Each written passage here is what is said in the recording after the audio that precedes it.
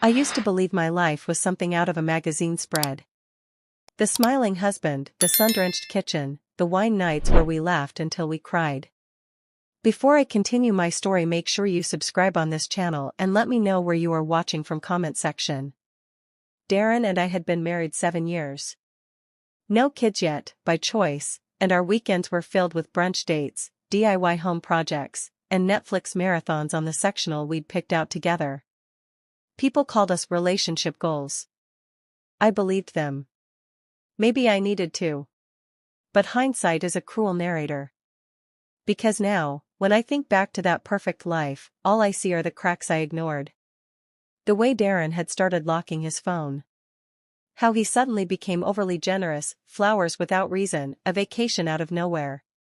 The compliments felt rehearsed, and his kisses started to linger a little too long, as if he was trying to remind himself why he loved me. Then came her. Not just any woman. A woman old enough to be his mother. Literally. She arrived on a rainy Tuesday, suitcase in hand, wearing a knitted shawl and an unsettling smile. "This is Evelyn," Darren said, barely glancing at me as he ushered her inside. "She's going to be staying with us for a little while." I blinked. "Staying with us? Who is she?" "An old family friend," he answered. "Practically raised me when my mom passed. She's going through some stuff." I couldn't say no. Evelyn didn't look at me, at least, not directly. Her eyes skimmed over me like I was a book she'd already read and found unimpressive. I was too stunned to argue.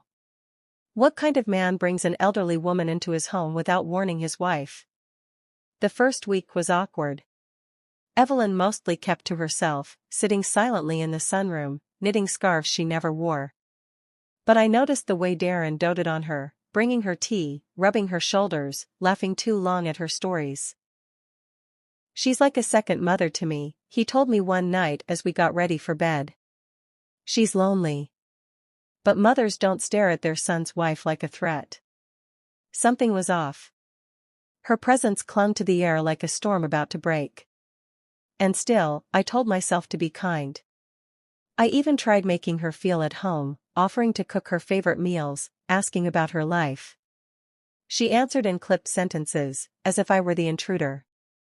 Then came the first violation. I found her in our bedroom, going through my dresser drawers. "Oh, I was just looking for a pair of socks," she said, smiling thinly.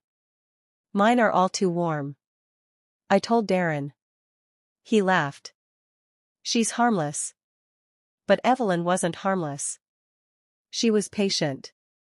Calculating.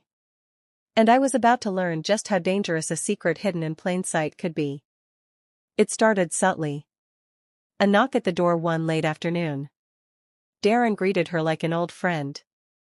"Evelyn," he said with a smile I hadn't seen in months. "Come in."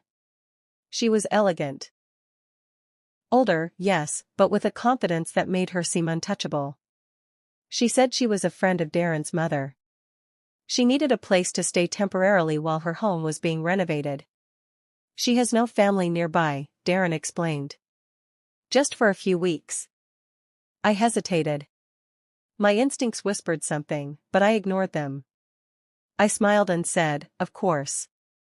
You're welcome here." From that moment, everything began to shift. Evelyn settled in quickly.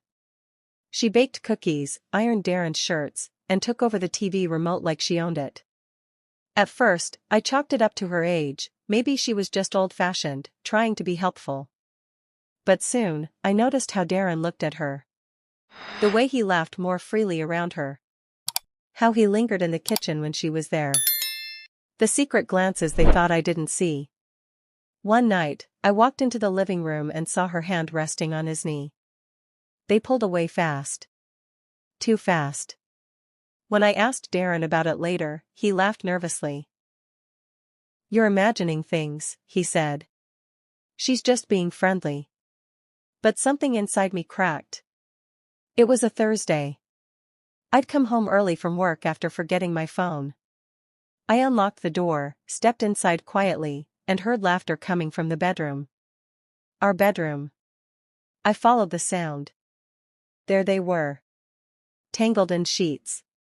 Her silver hair against his chest. His arms around her like they belonged there. My scream shattered the moment. They jumped. Darren shouted my name. Evelyn sat up, calm, not even ashamed. I backed out of the room, shaking. Everything I believed in, our marriage, our home, my husband, was a lie. And I realized, the betrayal wasn't just physical. It was psychological warfare. And I had just entered the battlefield. When I returned that night, Darren was waiting. His shirt was wrinkled, and his face was pale. The confident man I once knew looked like a child caught in the act. It wasn't what it looked like, he said immediately. I laughed, loud and bitter. Really? Because it looked exactly like what it looked like. You were in our bed. With her. He didn't speak. His silence said everything. Evelyn entered the room like she owned it. She didn't look flustered or remorseful. She looked calm. Smug. You never really knew him, she said softly, her voice as smooth as silk and twice as cold. Not like I do. How long? I asked Darren, trembling. How long has this been going on? He hesitated. A few months. I stared at him, willing my heart to stop pounding, willing the tears not to fall. You brought her into our home. Into our marriage. And you lied to me every day. I didn't mean for it to happen, he muttered. It just did. I threw the nearest thing I could reach, a vase on the table. It shattered against the wall, like my trust. Darren flinched but didn't stop me. They both let me break. I couldn't let it rest. I needed answers. The kind that only digging can uncover. Turns out, Evelyn wasn't just an old friend. She was his ex. From decades ago. A forbidden romance that started when he was barely out of high school. She had been married at the time. He was the boy next door. Years passed, lives changed, and they lost contact. Until one day, after Darren's mother died, Evelyn sent him a letter. A carefully worded note that reawakened something dark in him. They reconnected. Had lunch. Then dinner. Then hotel rooms. When her second husband passed, she came knocking. And Darren opened the door wide. He claimed she had nowhere else to go. But the truth was, he didn't want her to go anywhere else. Telling my parents was agony. My father's face turned scarlet with rage. My mother cried for 2 days straight. They couldn't believe Darren, the golden son-in-law, could do something so repulsive. Lana, my best friend, was more direct. He's a sick man. And she's a manipulative predator. You're better off without either of them. But it wasn't just about betrayal. It was about shame. The whispers began quickly. Neighbors talked. Friends fell silent. People at work looked at me with pity and fascination, as if I were a tabloid headline. The scandal spread.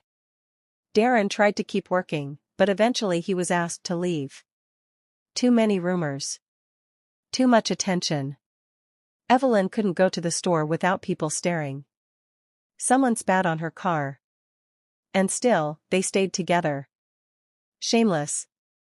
Proud. As if they had conquered the world, not destroyed a woman. I moved in with Lana for a few weeks. Slept on her couch. Cried into her bath towels. Let her dog curl up next to me when the loneliness clawed too deeply. Then one day, I woke up and decided to survive. I filed for divorce. I started therapy. I said things out loud I never thought I could. I told the truth of my pain and stopped minimizing it. I got my own place. Small, but mine. I cut my hair, the long waves Darren always loved. I needed to look in the mirror and see someone new. I adopted a rescue dog. His name was Milo. He loved me unconditionally. And I started laughing again. It was rusty at first, but it was real. Rebuilding takes time. I started painting again. I had given it up during the marriage.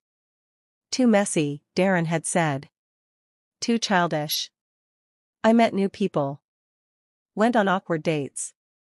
Kissed a few frogs. Then I met him. Eli. A quiet man with kind eyes. A widower. We talked over coffee that turned into brunch that turned into evening walks and sleepy phone calls. He didn't rush me. Didn't try to fix me. He just showed up. Again and again. We built something slow. Something honest. I fell in love. With myself first. Then with him. Years passed. I married Eli on a cool spring afternoon in a garden full of wildflowers. My parents cried. Lana gave a toast. Milo wore a bow tie. I was happy. Truly. One afternoon, while organizing old boxes, I found a photo of Darren. I stared at it for a long time. Then I threw it away. He was my past. This life, this joy, was my present. Until the phone rang. Darren was dead. He died of a heart attack. Alone. Evelyn had left him 2 years earlier. Took the car, the money, and vanished. She never loved him. She used him. And when he lost his power, she lost her interest. I attended the funeral. Sat in the back. Nobody recognized me. The casket was closed. I didn't cry. I didn't feel angry. I felt free. Because that chapter, that twisted, painful chapter, was finally over. I walked out of the church into the sunlight, Milo waiting in the car. I went home. To Eli. To peace. And I never looked back. Your characters are vividly human, flawed, complex, and emotionally real. The pacing is sharp, the dialogue authentic, and the emotional beats land with impact. Most of all, your protagonist's journey is deeply empowering. Readers will root for her, cry with her, and ultimately celebrate her freedom.